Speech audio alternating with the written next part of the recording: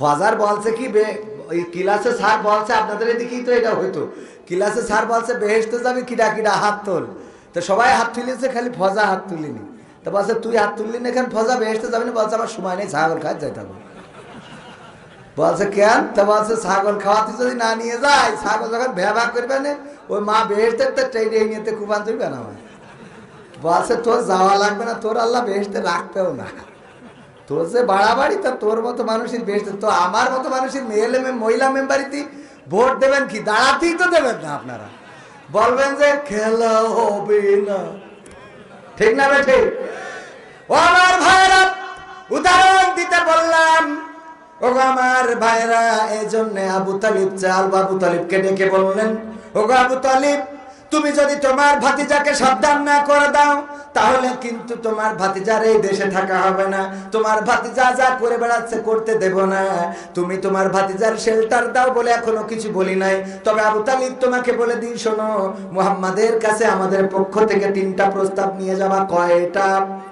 জোরে বলেন কয়টা? আরো জোরে কয়টা? 3টা প্রস্তাব আপনাদের জানা আছে। এখনকার সময় যদি এমন প্রস্তাব দেয়, বগল বাজাবো রে, বিএনপি করে তাই কি? সত্যি কথা বলে দিচ্ছে, এবার কিন্তু বিএনপির এক লিডারও নিয়ে এমপি হয়েছে। কথা কয় না? তার মানে মাল পাইলে আছে না নাই? সত্য তো? ও আমার ভাইরা, তার মানে এখনকার সময় না, তখনকার সময় টাকার লোভ ছিল, নারীর লোভ ছিল, বাড়ির লোভ ছিল, গাড়ির লোভ ছিল।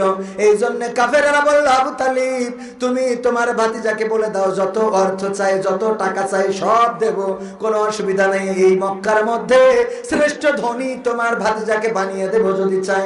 1 নম্বর অপশন। 2 নম্বর, যদি তাও এটার পরে যদি চাই, নারী চাই, সুন্দরী নারী, মক্কার সবচেয়ে সুন্দরী নারী দেখে তোমার ভাতিজার বিবাহ দেব। 3 নম্বর, যদি সে ক্ষমতা চাই, নেতা হতে চায়, তাইলে মক্কার নেতা বানিয়ে দেব। তারপরেও যেন সে যে দল করে বেড়ায়, যে মার্কা ধরে নিয়ে স্লোগান করে বেড়ায়, ওই মার্কা দিয়ে যেন আর স্লোগান দেয় না, রাজপথে দেখা যায় না। এই কথাটা তুমি নিশ্চিত করে দিবা, এটাই প্রস্তাব দিয়ে দিলাম। আবু তালিব যে মুহাম্মদ সাল্লাল্লাহু আলাইহি সাল্লামকে ডাকলেন এবং বললেন, ওগো ভাতিজা, আমি তোমার পাশে থাকার কারণে কাফেররা তোমার মারে না, তোমার ধরে না, তোমার নির্যাতন করে না, যা করে আড়ে আবডালে, সরাসরি তোমাকে এখনো অ্যাটাক করার সাহস পায় নাই। আমি থাকার কারণে কাফেররা 3টা প্রস্তাব দিয়েছে, আমাদের সঙ্গী সাথীরা কুরাইশেরা। তুমি যদি এই 3টা প্রস্তাবের কোনো একটা অথবা কোনো 2টা অথবা 3টাই যদি মেনে নাও, কোনো আপত্তি নাই। চাচা, প্রস্তাব কি? 1 নম্বর হলো, যদি তুমি অর্থ চাও, তোমার অর্থ দেওয়া হবে, সবচেয়ে ধনী বানিয়ে দেওয়া হবে মক্কার। 2 নম্বর, যদি নারী চাও, নারী দেওয়া হবে সবচেয়ে সুন্দরী। 3 নম্বর, যদি তুমি ক্ষমতা চাও, তোমাকে মক্কার ক্ষমতাধর বানিয়ে দেওয়া হবে। তাও তুমি কলেমার দাওয়াত থেকে ফিরে থাকো। আল্লাহ রাসূল বললেন, ওগো চাচা, যা সম্ভব তাই তো দিতে চেয়েছে, কিন্তু যা অসম্ভব, যদি ওই আকাশের সূর্যটা ধরে এনে আমার ডান হাতে দিয়ে দেয়, আর যদি আকাশের চন্দ্রটা ধরে আমার বাম হাতে দিয়ে দেয়, ওগো চাচা, তারপরও আমি যে দিনের দাওয়াত এনেছি, এই দিনের দাওয়াত থেকে 1 চুল পরিমাণ সরে যাব না। এই হলো ঈমান। এর নাম কি? বেলাল রাদিয়াল্লাহু তাআলা আনহুকে মারলেন, নির্যাতন করলেন, হাতে পায়ে দড়ি বাঁধলেন, বুকের উপরে পাথর তুলে দিলেন, মরুভূমিতে রোদের মধ্যে শুইয়ে রাখলেন। এবার বেলাল বলল, ওগো নেতা, ওগো উমাইয়া, ওগো আমার মনিব, আমাকে ক্ষমা করে দাও, আমি আজকে থেকে তোমাদের দলে যোগ দিলাম। বলেছে নাকি? কথা কয় না? বলেছে। এখনকার জামানায় এরকম আছে না নাই? আবার কিছু মুনাফিক পাওয়া যাবে, যারা আব্দুল্লাহ বিন উবাইয়ের মতো এখানেও থাকবে, আবার ওখানেও। আছে না নাই? এমন মানুষ অনেকেই থাকতে পারে। এখানে যারা এসেছেন, আমি বিশ্বাস করি সবচেয়ে ভালো মানুষ যারা এলাকায় বাছাইকৃত মানুষদেরকে আল্লাহ এনেছেন। আবু তালিবের ঘটনা এই জন্য বললাম, আল্লাহর নবী মুহাম্মদ চেয়েছিলেন, এই চাচা যখন মারা যাচ্ছেন তখন বলেছিলেন, চাচা যদি কালেমাটা একটু পড়ে কবরে যেতেন, তাইলে আমি অন্তত আপনার হয়ে সুপারিশ করতাম। সারাটা জীবন কলেমা পড়েন নাই, আমি অভিযোগ করি নাই, কিন্তু আজকে যদি কালেমাটা পড়তেন গো চাচা, ওই পরকালের ময়দানে আমার সুপারিশ করার সুযোগটা হয়ে যেত। চাচা যখন কলেমা পড়তে গেল, হঠাৎ করে আবু জেহেল, আবু লাহাব, উতবা, সাইবা, নরেন্দ্র মোদি মার কালোক ওরা এসে বলছে, দেখো সারাটা জীবন যেই দল করে গেলে, যেই মার্কা ধরি লড়ে গেলে গো, সেই মার্কা আজকে কান্দেতে ফেলাই দিবা, এটা তো হইতে পারে না। ব্যাস, মুখটা নাড়াইলো কিন্তু কলেমাটা পড়লো না। এর জন্যে আবু তালিবের জাহান্নামের সবচেয়ে অল্প শাস্তি দেওয়া হবে। সবচেয়ে কি? সেই শাস্তিটা কি? পায়ে শুধু 2খানা জুতা থাকবে, আগুনের জুতা। সেই আগুনের জুতা এত ভয়ঙ্কর তাপ যে আগুনের জুতার প্রভাবে মাথার গুলিগুলো টকবক করে ফুটবে এবং গা বেয়ে পড়তে থাকবে। এমন শাস্তি হবে। নবীর চাচা, আপন চাচা আবু তালিবের, যে 8 বছর থেকে শুরু করে রাসূল নবুয়ত পাওয়া পর্যন্ত, এমনকি নবুয়তের পরে শিহাবে আবু তালিবে যখন জেলখানায় রেখেছিল, তখন সেই জেলেরও সঙ্গী ছিল নবীর চাচা আবু তালিব। তারও শাস্তি হবে। সুতরাং আমি আপনি চাইলেই, চেয়ারম্যান চাইলেই কাউরে এখানে বসাইতে পারবে না, চাইলেও কাউরে এখানে আনতে পারবে না, চাইলেই কাউকে হেদায়েত করা সম্ভব হবে না। রাসূল নিজের চাচাকেই কলেমা পড়াইতে, এর জন্য রাসূল কি ব্যর্থ? ব্যর্থ না। আল্লাহর রাসূল আনিত জীবন ব্যবস্থা গোটা বিশ্বে এমন কোন জমিন নাই যেখানে এখন আল্লাহু আকবারের আওয়াজ হয় না। কিন্তু এই আল্লাহু আকবারের আওয়াজ বন্ধ করতে চাই আমার বাংলাদেশে এমন কুলাঙ্গার আছে না নাই? তাওহীদি জনতা বেঁচে থাকতে বাংলাদেশে তাকবীরের আওয়াজকে বন্ধ করা যাবে না, বলেন ঠিক কিনা? আমাদের শিক্ষা ব্যবস্থায় পরিবর্তন আনা হচ্ছে, তিলে তিলে মানুষদেরকে নষ্ট করা হচ্ছে। আগে আমাদের মায়েরা, বোনেরা যখন রাস্তায় চলতো, তখন যদি সাইকেল আসতো কিংবা মোটরসাইকেল আসতো, মানুষ আসতো, আস্তে করে মুখ ঘুরিয়ে দাঁড়িয়ে থাকতো, চুপ করে ঘুমটা দিয়ে যেই চলে যেত তারপরে হাঁটতো, ঠিক কিনা? এই পর্দা থেকে সরে গেল যে এখন আর ঘুরে দাঁড়ায় না, এখন মোটামুটি তারপরে যেত মাথা নিচু করে আস্তে করে চলে যেত। এখন মাথাও নিচু করে না, এখন কয় কিডা ভালো আছো, দেখা যায় না। যে এই যে দেখা যায় না এখানেই সীমাবদ্ধ না, এরপরে উঠলো শাড়ি মাড়ি সব বাদ, বুরকা টুরকা বাদ, 3 পিস। কয় পিস? 3 পিস। এই 3 পিসের উড়নাটা খুব সুন্দর করে দিত।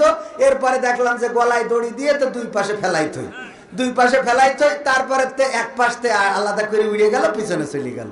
যেই এক পাশে পড়ে থাকে আর এক পাশে কথা কয় না।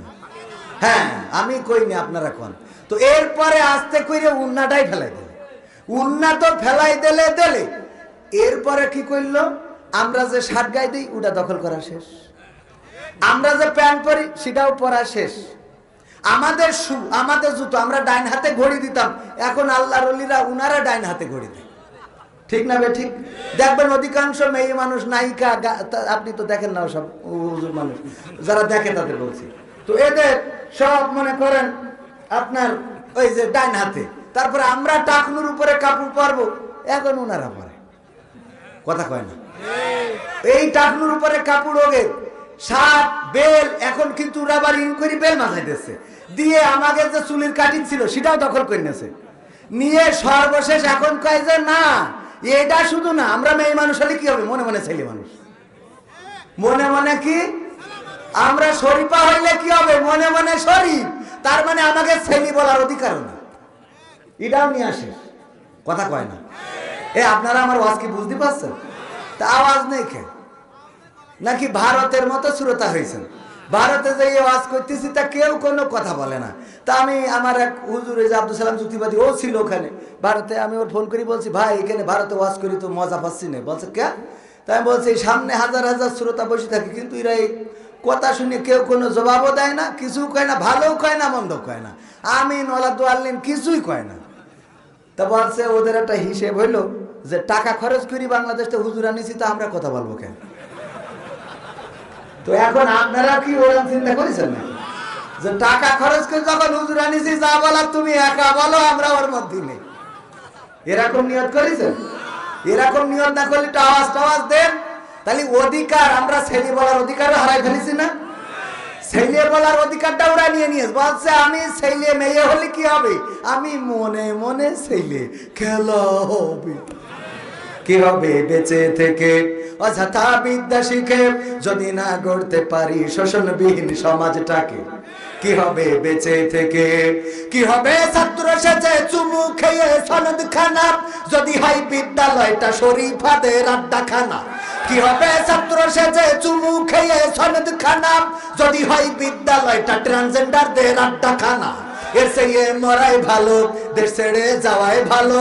এর চেয়ে মরাই ভালো, দেশ ছেড়ে যাওয়াই ভালো।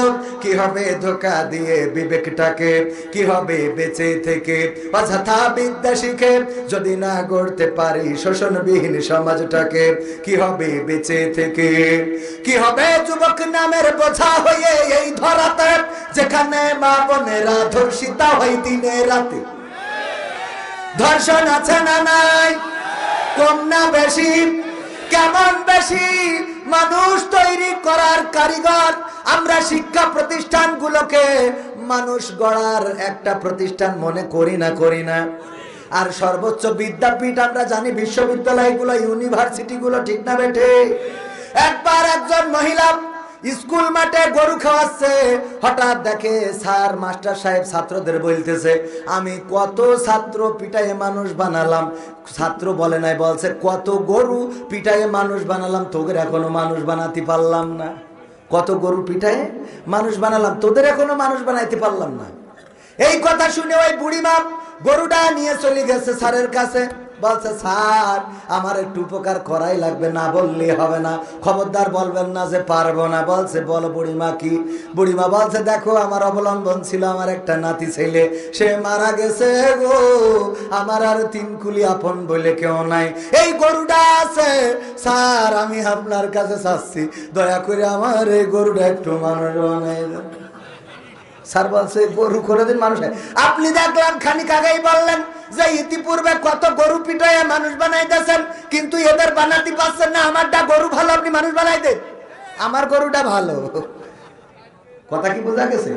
তার মানে শিক্ষা প্রতিষ্ঠান, এটা বলার অর্থ হলো শিক্ষা প্রতিষ্ঠান থেকে গরু পিটায় মানুষ বানানোর অর্থ গরু পিটায় বানানো হয় না, বরং গরুর আচরণ যারা করে তাদেরকে পিটিয়ে পিটিয়ে মানবতা শেখানো হয় না? তাদেরকে মানুষের মতো মানুষ বানানো হয়, তাদেরকে সমাজের প্রতিষ্ঠিত সুনাগরিক বানানো হয়। ডাক্তার সাহেব এমনি ডাক্তার হয় নাই, লেখাপড়া করা লেগেছে। স্যারের হাতের বেতের আঘাত সহ্য করা লেগেছে। স্যার কান ধরে বেঞ্চের উপরে দাঁড় করাইছে, সহ্য করা লেগেছে না লাগে নাই?